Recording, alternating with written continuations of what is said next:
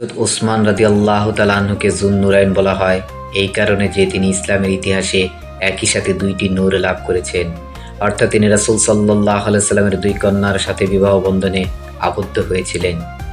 তিনার প্রথম বিবাহ তিনি রাসূল সাল্লাল্লাহু আলাইহি সাল্লামের কন্যা হযরত রুকাইয়া রাদিয়াল্লাহু তাআলা আনহাকে বিবাহ করেন।